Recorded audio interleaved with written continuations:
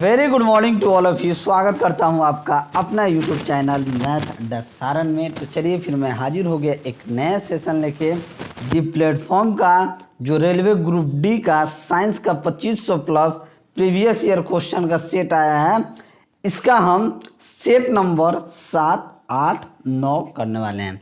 एक दिन में हम 3 सेट कर रहे हैं।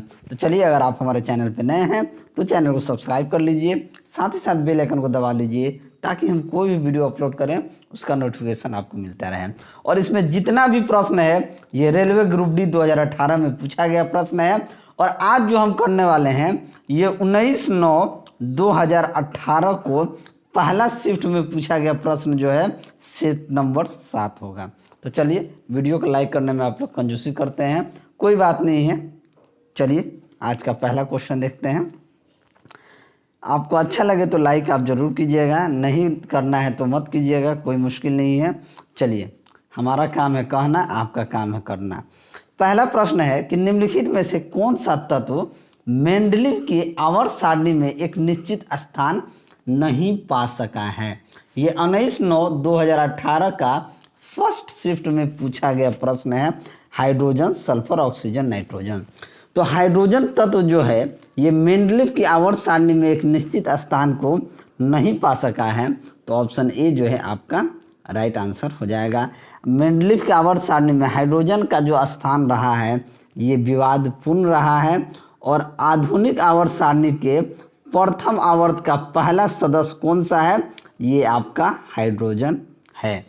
चलिए अगला प्रश्न है कि प्रोटीन संश्लेषण में क्षार इवेंट से एक डैश का निर्माण होता है। तो प्रोटीन संश्लेषण में क्षार इवेंट से एक mRNA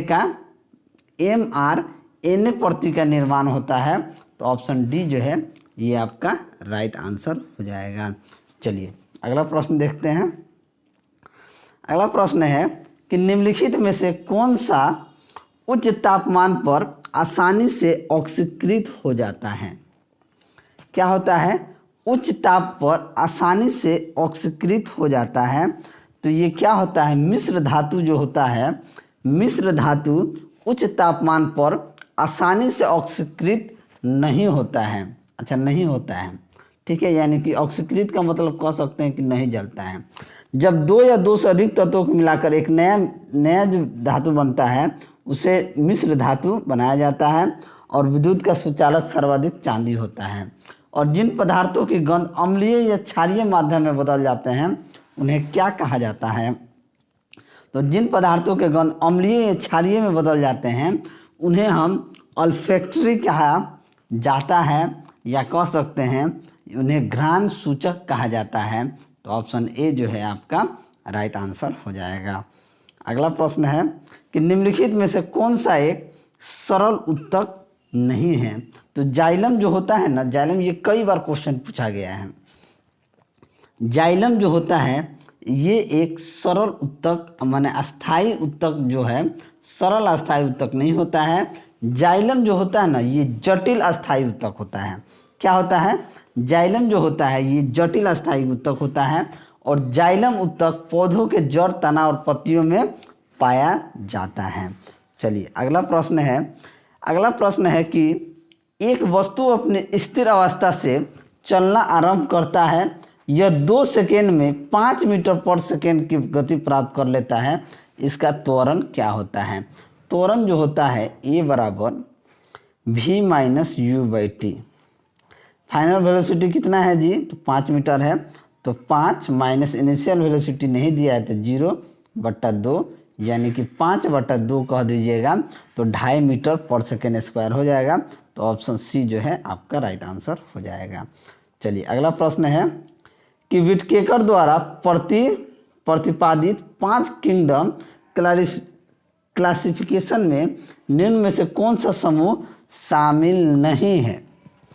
तो प्रोटोजोआ जो होता है ये आपका विटकर द्वारा प्रतिपादित 5 किंगडम क्लासिफिकेशन में प्रोटोजोआ शामिल नहीं होता है। तो ऑप्शन बी यहाँ पे आपका राइट आंसर हो जाएगा। अगला प्रश्न है कि एक 10 किलोग्राम की वस्तु 5 मीटर पर सेकंड की गति से गतिमान है। तो वस्तु की गतिज ऊर्जा क्या हो जाएगी? काइनेटिक एनर्जी क्या होता है? ½ mv²। काइनेटिक एनर्जी जो होता है ये होता है हाफ mv²। यहाँ पे द्रव्यमान कितना दिया है 10 किलो, तो 1/2 गुना 10, वेलोसिटी दिया है 5, तो इसे लिख देंगे 5 गुना 5, 2 5 10, 50 25 5 125 125 जूल। तो ऑप्शन डी जो है आपका सही उत्तर हो जाएगा। आगे बढ़ते हैं कि विसरण के बारे में निम्नलिखित में से क्या सही नहीं है। तो विसरण के बारे में क्या सही नहीं है ये हमको देखना है। तो गैसों के विसरण की दर उनके आयतन पर निर्भर करता है, यही सही नहीं है। विसरण केवल तभी संभव है जब पदार्थ के कण लगातार गतिमान अवस्था में हो। ये सब क्या है, सही है। विसरण की दर ठोस में जो होता है सबसे न्यूनतम होता है, और विसरण की दर गैस में क्या होता है, अधिकतम होता है। तो गैसों के विसरण की दर उनके आयतन पर निर्भर करता है। अगला प्रश्न है कि मुक्त रूप से गिरना केवल डैश में संभव होता है। तो मुक्त रूप से जो गिरना होता है केवल निर्वात में संभव होता है। तो ऑप्शन डी जो है आपका राइट आंसर हो जाएगा। निर्वात जो होता है वह अवस्था है जहाँ किसी अवरोध या माध्यम की स्थिति नहीं होती है और प्रकाश निर्वात में भी गमन कर सकता है। अगला प्रश्न है शक्ति को किस रूप में व्याख्यायित किया जाता है। तो शक्ति को कार्य करने की दर को शक्ति कहा जाता है। तो कार्य करने की दर अथवा ऊर्जा हस्तांतरण की दर को शक्ति में व्याख्या किया जाता है। तो ऑप्शन बी जो है आपका राइट आंसर हो जाएगा। अगला प्रश्न देखते हैं कि निम्नलिखित में से कौन सा प्रकाश संश्लेषण के लिए आवश्यक नहीं है। क्या कह रहा है कि प्रकाश संश्लेषण के लिए आवश्यक नहीं है। तो ऑक्सीजन जो होता है, ऑक्सीजन प्रकाश संश्लेषण के लिए आवश्यक तत्व नहीं होता है। प्रकाश संश्लेषण के लिए कार्बन डाइऑक्साइड, ऑक्सीजन, क्लोरोफिल और सूरज का प्रकाश जो है ये आवश्यक होता है। चलिए अगला प्रश्न देखते हैं कि टंगस्टन का गलनांक कितना होता है। तो टंगस्टन का जो गलनांक होता है 3380 डिग्री सेल्सियस होता है। तो ऑप्शन ए जो है आपका राइट आंसर हो जाएगा।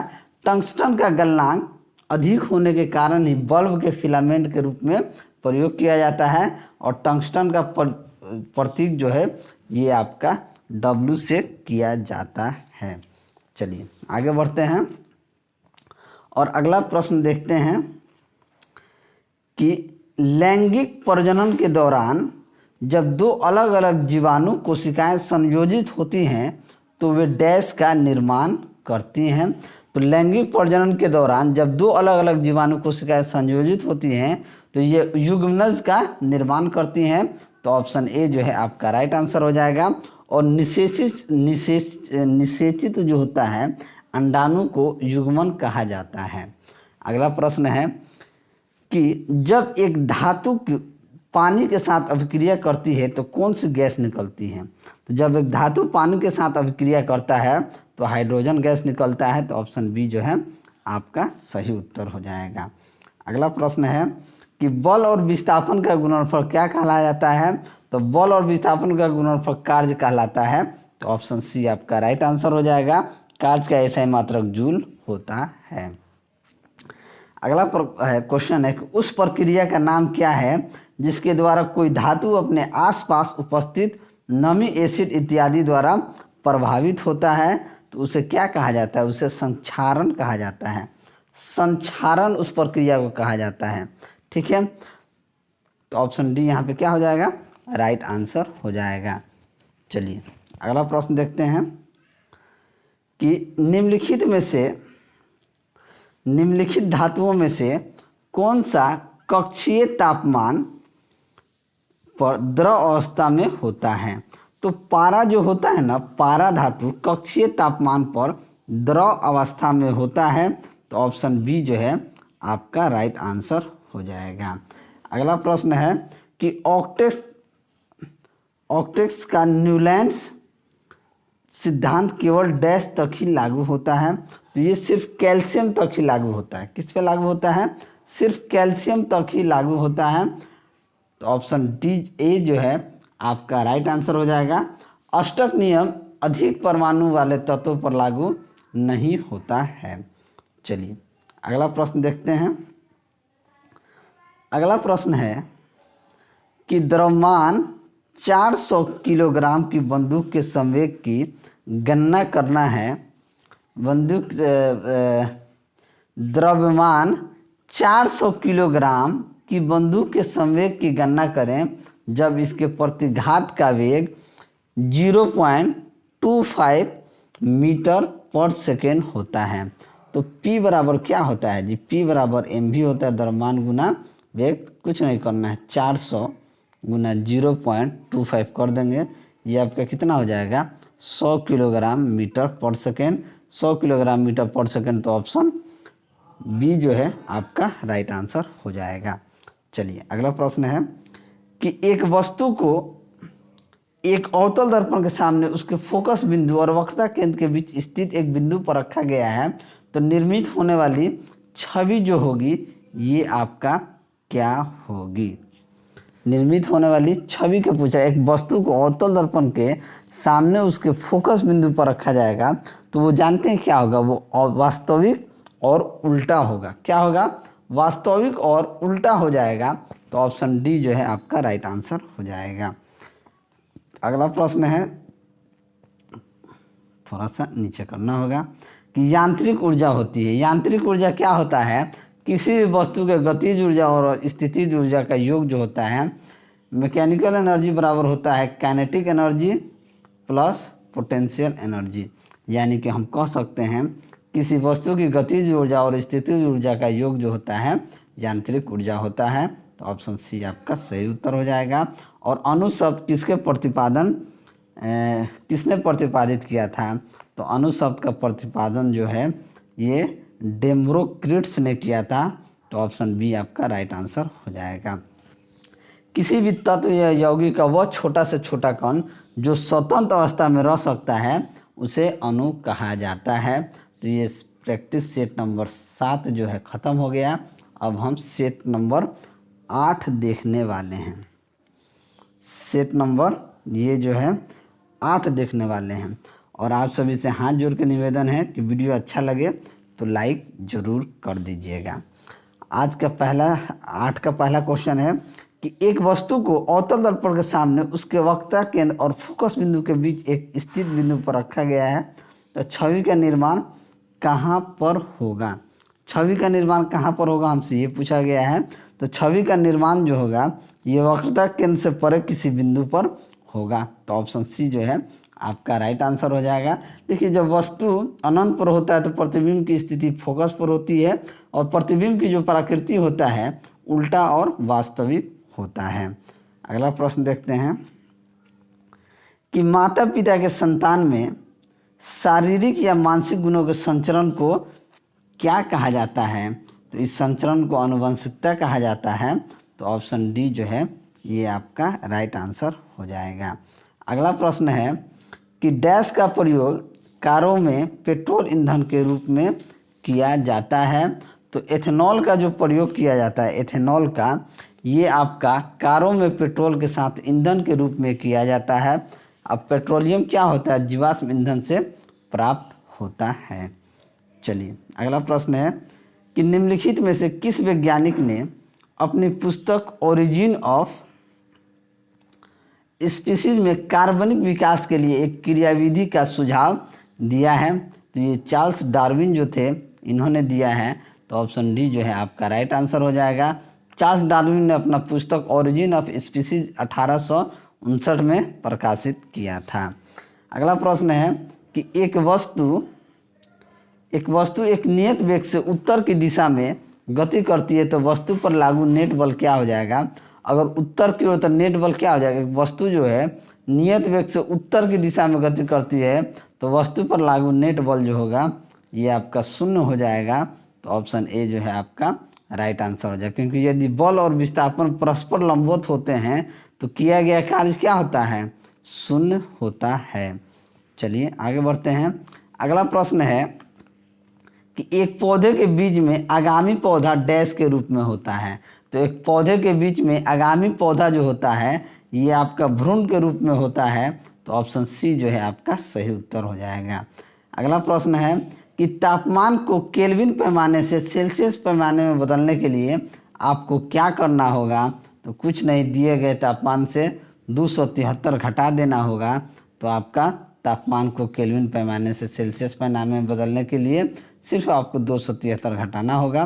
तो ऑप्शन डी जो है आपका राइट आंसर हो जाएगा। अगला प्रश्न है कि कंठमाला ग्वाइटर डैश की कमी के कारण होता है, यानी ये आयोडीन जो होता है ना, गंधमाला जो है ये आयोडीन के कमी से होता है। ग्वाइटर जो होता है आयोडीन के कमी से होता है, और आयोडीन के कमी से थायराइड ग्रंथि के आकार में क्या हो जाता है, बहुत ज़्यादा वृद्धि हो जाता है। चलिए अगला प्रश्न है कि 6 वोल्ट प्रतिरोध वाले एक स्रोत में 0.5 एम्पियर की धारा प्रवाहित होती है, तो स्रोत द्वारा प्रतिरोध को आपूर्ति की गई पावर क्या हो जाएगी। P बराबर क्या होता है, VI। P बराबर VI गुना कर दीजिए ना, 6 को 0.5 से 6 × 30 3 वाट हो जाएगा। तो ऑप्शन डी आपका राइट आंसर हो जाएगा। ठीक है, ऑप्शन डी क्या हो जाएगा, आपका राइट आंसर हो जाएगा। कणों की, अगला प्रश्न है कि कणों की गतिज ऊर्जा डैश में अधिकतम होती है। तो कणों की गतिज ऊर्जा जो होती है ये आपका प्लाज्मा में अधिकतम होती है। कहाँ होती है, प्लाज्मा में अधिकतम होती है। तो ऑप्शन ए जो है आपका राइट आंसर हो जाएगा। रक्त में दो प्रकार के पदार्थ पाए जाते हैं, प्लाज्मा और रुधिराणु। चलिए अगला प्रश्न है कि दांत क्षय तब शुरू होता है जब मुंह का पीएच डैश हो जाता है। तो दांत क्षय कब शुरू होता है, जब पीएच क्या हो जाता है, जब पीएच जो होगा ये आपका कहाँ से कहाँ तक हो जाएगा, तो आपका दांत क्षय जो है ये आपका शुरू हो जाएगा। तो देखिए जब पीएच 5.5 से कम होगा ना, तो दांत का क्षय जो है शुरू हो जाता है। यानी दांत क्षय तब होगा जब आपका मुंह का पीएच है 5.5 से कम हो जाएगा। तो ऑप्शन ए जो है आपका राइट आंसर हो जाएगा। शोल्डर डैश का मिश्रण है। तो शोल्डर जो होता है, शोल्डर की बात की जाए तो ये पीवी और एसएन का मिश्रण होता है। तो ऑप्शन डी जो है आपका राइट आंसर हो जाएगा। अगला प्रश्न है कि आसमान की ओर फेंका गया पत्थर पृथ्वी की ओर वापस क्यों आता है। तो एक बल होता है जो इसे भूमि की ओर खींचता है। तो ऑप्शन बी जो है आपका राइट आंसर हो जाएगा। अगला प्रश्न है कि 3 समान प्रतिरोध जिसका मान 6 ओम है एक दूसरे के साथ समांतर क्रम में जुड़े हैं, इन संयोजनों का तुल्य प्रतिरोध क्या हो जाएगा। समांतर क्रम में जोड़ा जाता है तो देखिए ये समानांतर क्रम हो जाएगा, यानी आमने सामने 6 6 6 है। तो ये प्रतिरोध जो होगा इसके लिए आर इक्विवेलेंट जो होता है 1/R1 plus 1/R2 plus 1/R3 होता है। ठीक है, तो 1/6 1/6 1/6 यानी कि नीचे हो जाएगा 6 ऊपर 1 2 3 3 दूनी 6 1/2 यानी कितना ओम हो जाएगा, 2 ओम हो जाएगा। तो ऑप्शन बी जो है आपका राइट आंसर हो जाएगा।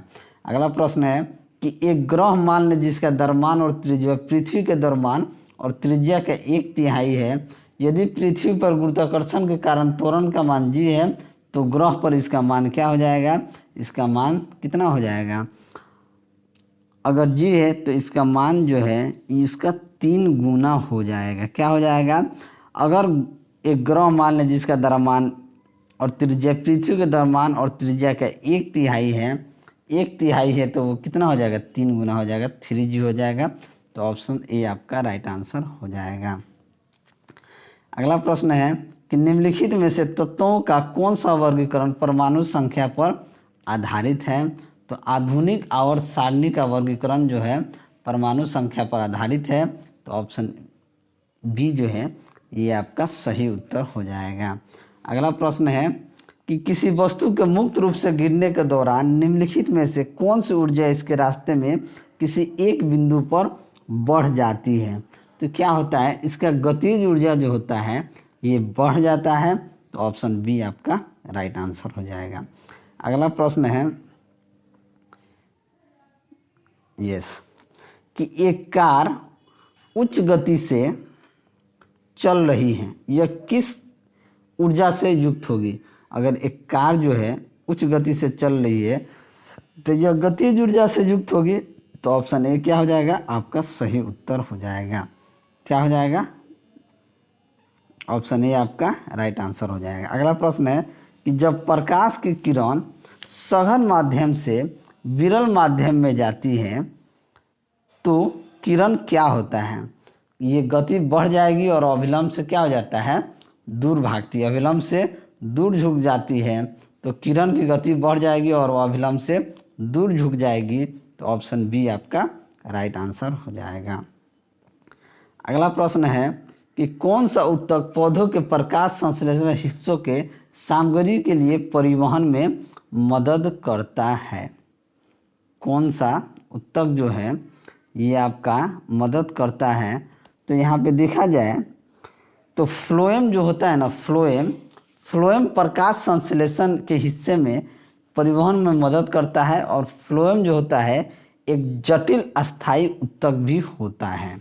अगला प्रश्न है कि जब pH 7 से 14 की ओर बढ़ता है तो यह क्या दर्शाता है? तो यह जो है OH आयन की सांद्रता में वृद्धि को दर्शाता है, तो ऑप्शन डी जो है आपका राइट आंसर हो जाएगा।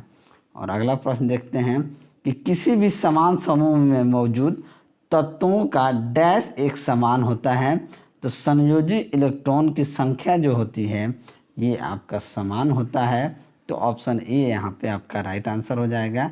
तो ये सेट यहाँ 8 जो है समाप्त हो गया। अब हम आगे बढ़ते हैं सेट 9 के तरफ। सेट 9 जो है आपके सामने ये रहा, ये सेट 9 है जो कि 19/9/2018 में पूछा गया प्रश्न है। चलिए, निम्न में से कौन सा प्राध्वनिक तरंगों का औद्योगिक अनुप्रयोग नहीं है? अनुप्रयोग नहीं है कह रहा है, तो किसी भी पौधे के शरीर से कीटनाशकों का प्रसव तरीके से हटाना जो है औद्योगिक अनुप्रयोग नहीं है, तो ऑप्शन बी जो है आपका राइट आंसर हो जाएगा। अगला प्रश्न है कि प्रजनन की प्रक्रिया के दौरान उत्पन्न होने वाली भिन्नताएं डैश हो सकती हैं, तो क्या हो सकती हैं? वंशागत हो सकती हैं, यानी प्रजनन की प्रक्रिया के दौरान होने वाली भिन्नताएं वंशागत हो सकती हैं। संवेग की एसआई पद्धति में इकाई क्या होती है? तो संवेग की एसआई पद्धति में अगर संवेग का देखा जाए, संवेग की एसआई पद्धति में संवेग बराबर क्या होता है? तो इस किलोग्राम मीटर पर सेकेंड हो जाएगा। क्या हो जाएगा? सिस्टम थोड़ा हैंग कर गया, रुक जाइए लो।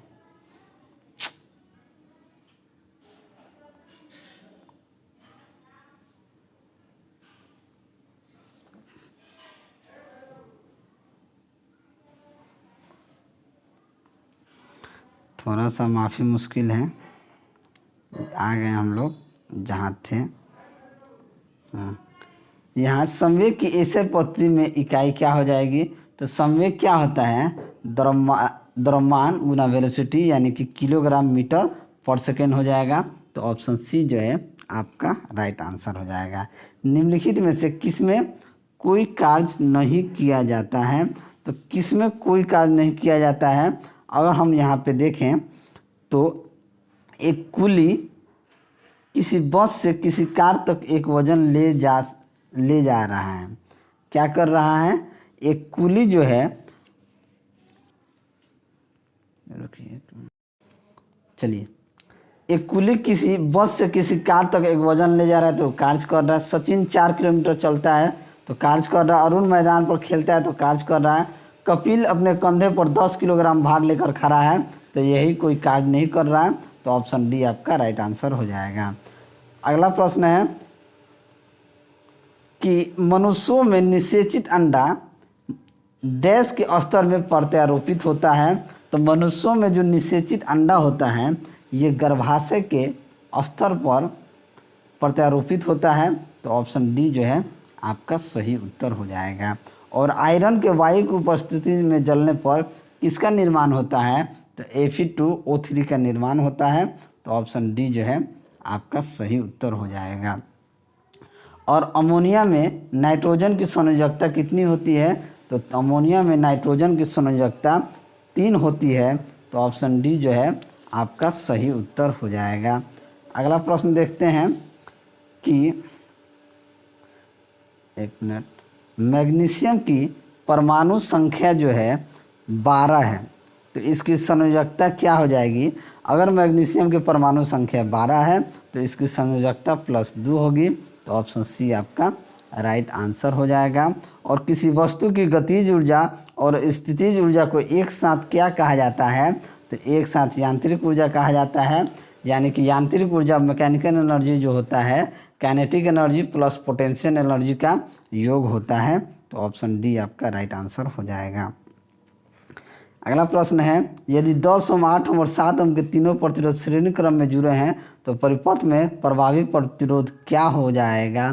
तो 10 ये आपका कितना हो जाएगा? 10 और 18 साथ 25 ओम हो जाएगा, तो ऑप्शन बी आपका राइट आंसर हो जाएगा। और त्वरण ऋणात्मक होने पर किसी पिंड का वेग क्या हो जाएगा?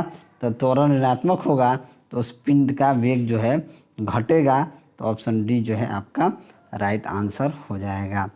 अगला प्रश्न है कि डैश वर्ग के प्राणियों में श्वसन गल्फरों अथवा फेफड़ों द्वारा होता है, तो उभयचर वर्ग जो होते हैं उभयचर वर्ग के प्राणियों का श्वसन गल्फरों द्वारा होता है, तो ऑप्शन डी यहाँ पे आपका सही उत्तर हो जाएगा।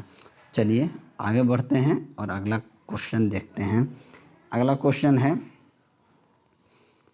कि एल कक्ष में रखे जा सकने वाले इलेक्ट्रॉनों की संख्या कितनी होती है? तो एल कक्ष में रखे जाने वाले इलेक्ट्रॉनों की संख्या 8 होती है, तो ऑप्शन डी जो है सी जो है आपका राइट आंसर हो जाएगा।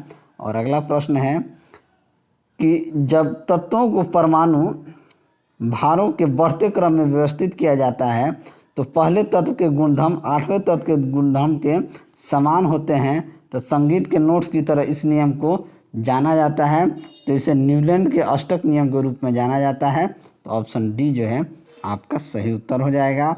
और आभासी और सीधी छवि के लिए दर्पण का आवर्धन होना चाहिए, तो m बराबर क्या होता है?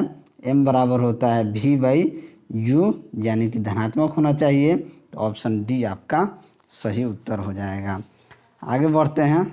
अगला प्रश्न है कि बल द्वारा किया गया कार्य धनात्मक होता है जब विस्थापन बल के दिशा में होगा, तो ही अगर मान लीजिए आप बल इधर लगा रहे हैं और विस्थापन इधर हो रहा है तब न धनात्मक होगा।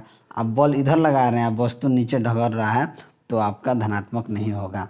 अगला प्रश्न है कि जब सिल्वर क्लोराइड को सूर्य के प्रकाश में रखा जाता है तो ये किसके बनने के कारण भूरे रंग का हो जाता है? तो ये जो है सिल्वर धातु के बनने के कारण भूरे रंग का हो जाता है, तो ऑप्शन बी आपका राइट आंसर हो जाएगा। और निम्नलिखित में से कौन सा अम्ल पानी में घुलने पर H+ आयन प्रदान करता है? तो ये एसिटिक अम्ल जो होता है, एसिटिक अम्ल पानी में घुलने पर H+ आयन प्रदान करता है, तो ऑप्शन डी आपका राइट आंसर हो जाएगा। और 350 न्यूटन का एक बल 500 किलोग्राम के द्रव्यमान पर लगाया जाता है, तो इस वस्तु में त्वरण का मान कितना हो जाएगा? F बराबर ma, F बराबर ma। यहाँ फोर्स कितना है जी? तो 350 न्यूटन है, द्रव्यमान 500 है, आपको त्वरण निकालना है, तो ए का मान कितना हो जाएगा? ए का मान हो जाएगा 350 बट्टे में 500, 1 0 से 1 0 काट दीजिए, 5 7 35, 5 10 50, यानी कि 0.7 मीटर पर सेकेंड स्क्वायर, तो ऑप्शन डी जो है आपका सही उत्तर हो जाएगा। अगला प्रश्न है कि जड़ों की कोशिकाओं में लंबे रोमों जैसे भाग को क्या कहा जाता है? तो जड़ों की कोशिकाओं में लंबे रोमों जैसे भाग को रूट हेयर कहा जाता है, तो ऑप्शन ए आपका राइट आंसर हो जाएगा। और अगला प्रश्न है कि एसआई पद्धति में त्वरण की इकाई क्या होती है? तो मीटर पर सेकेंड स्क्वायर होता है, तो ऑप्शन ए जो है आपका राइट आंसर हो जाएगा। अगला प्रश्न है कि निश्वासन डैश द्वारा होता है? तो निश्वासन जो होता है ये फेफड़ों की अस्फीति के द्वारा होता है, तो ऑप्शन बी जो है आपका राइट आंसर हो जाएगा।